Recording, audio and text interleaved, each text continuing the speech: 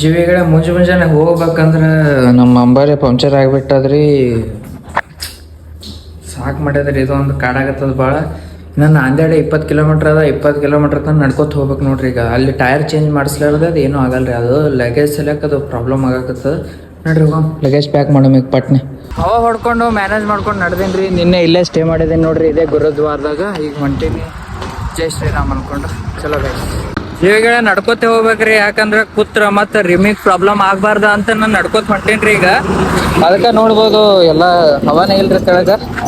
ಸುಮ್ಮ ಇನ್ನು 1300 ಕಿಲೋಮೀಟ್ರ್ ಆದ್ರಿ. ಅಷ್ಟಿಷ್ಟಿಲ್ಲ ಜರ್ನಿ. ಈಗ ಈ ನಮಗೆ ಪ್ರಾಬ್ಲಮ್ ಚಾಲೂ ಆಗ್ಯಾವ. ಇನ್ನು ಮುಂದೆ ಹೆಂಗೆ ಆತವ ಏನಿಲ್ಲೋ, ಹೆಂಗೆ ಇರ್ತಾರೆ ಜನ. ಯಪ್ಪ ದೇವ್ರೆ, ಥೋಡೆ ಭೀ ಈ ಕಡೆ ಸ್ವಲ್ಪ ರೆಸ್ಪಾನ್ಸ್ ಇಲ್ರಿ, ಸಪೋರ್ಟ್ ಇಲ್ರಿ. ನಿನ್ನೆನೂ ಸ್ವಲ್ಪ ಪ್ರಾಬ್ಲಮ್ ಆಗಿತ್ತು, ಅದು ಇನ್ನೂ ಹೇಳ್ಕೊಂಡಿಲ್ಲ. ಮುಂದೆ ನೋಡಿ ಅದಾಗ ಹೇಳ್ಕೊತೀನಿ ರೀ. ಈ ವಿಡಿಯೋ ಇಲ್ಲಿಗೆ ಸ್ವಲ್ಪ ಅಪ್ಡೇಟ್ ಕೊಡೋದಿತ್ತಿಲ್ಲ. ಇನ್ನು ನಾಂದೇಡ 21 ಕಿಲೋಮೀಟ್ರ್ ಅದ. ನಾಂದೇಡ್ಗೆ ಹೋಗ್ಬೇಕ್ರಿ.